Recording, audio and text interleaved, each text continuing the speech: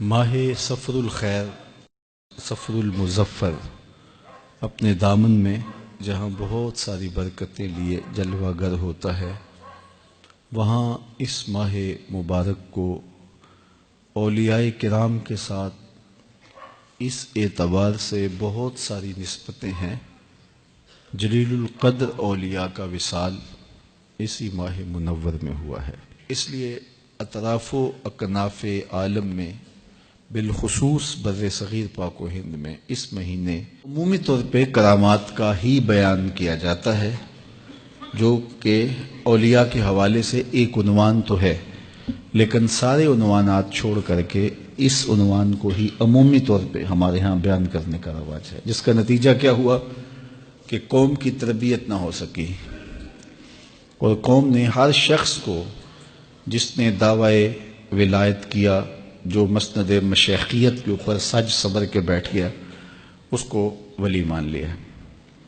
اور پھر چونکہ کرامات کو قبول کرنے کا ہمارے ہاں جو سلسلہ ہے، تو پھر کرامتیں بکنے لگیں، لوگوں نے کرامات گھڑنا شروع کر دی، حتیٰ کہ خواب گھڑنے شروع کر دیے، کرامات گھڑنی شروع کر دیں۔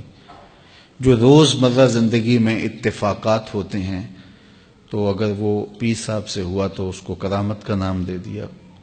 پھر سنجیدہ متین لوگ مذاق اڑانے لگے، حتیٰ کہ کچھ لوگوں نے یہ گمان کیا کہ جو پرانے بزرگوں کی کرامات ہے شاید وہ بھی ایسی ہی ہوں۔ خود حضرت بدر الدین سرہندی علیہ رحمہ فرماتے ہیں کہ میرا گمان یہ تھا کہ اسی طرح خوش فہمی کی بنیاد پر گھڑی ہوئی باتیں ہیں جو منسوب کی گئی ہیں بزرگوں سے۔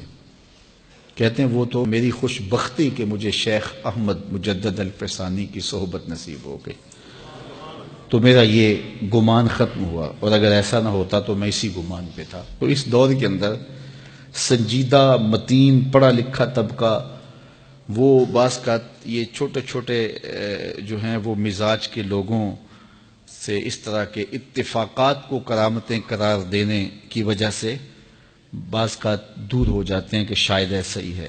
تو ایسا نہیں ہے، جو ہمارے بزرگ تھے، اسلاف تھے، ان کی کرامات صادر ہوتی رہی ہیں ماضی میں، اور اب بھی ہوتی ہیں، لیکن یہ زندگی میں کبھی کبھی ہوتا ہے، بہت تھوڑے واقعات ہوتے ہیں زندگی میں۔ کسی کی زندگی میں ایک دو کرامات کا ظہور ہوا ہے، بعض لوگوں کی زندگی کے اندر ایک کرامت بھی بظاہر نظر نہیں آئی، استقامت ہی ان کی کرامت تھی۔ سب سے بڑے ولی تو صحابہ تھے، تو آپ ان کی زندگیاں دیکھ لیں، آپ کو اس باب میں بہت کم چیزیں ملیں گی۔ کچھ اصحاب ہیں جن کی کرامات ہمارے پاس پہنچی ہیں، جس حضرت عمر کا رکے پہ دریائے نیل چلانا، مسجد نبوی میں بیٹھ کے نہاوند کی جنگ کی کمان کرنا، ایسا ہے، مختلف صحابہ کی کرامات پہنچی، لیکن بہت سارے ایسے صحابہ ہیں جن کی کرامات ہمارے تک نہیں پہنچی۔ تو اصل چیز استقامت علی الدین ہے، دین پر مستقیم ہونا، دین پر ثابت رہنا۔ تو کرامت کبھی صادر ہوتی ہے، کبھی نہیں بھی ہوتی۔ دوسرا، کرامت کو علامت نہیں بنایا گیا، اور نہ ہی شرط ہے یہ ولایت کی۔ اور یہ بات بھی ذہن میں رکھیں کہ ہمارے بزرگ تو چھپایا کرتے تھے ماضی میں۔ بزرگوں کا ایک تصوف میں معروف قول ہے کہ الکرامات حیض الرجال، جس طرح ایام مخصوصہ میں عورت چھپاتی ہے اپنے اس عمل کو، تو جو بزرگ ہیں، مرد حضرات ہیں، رجال تصوف ہیں، وہ بھی کرامات کو چھپاتے ہیں۔ ان کی آرزو نہیں ہوتی کہ کوئی کرامت ہو۔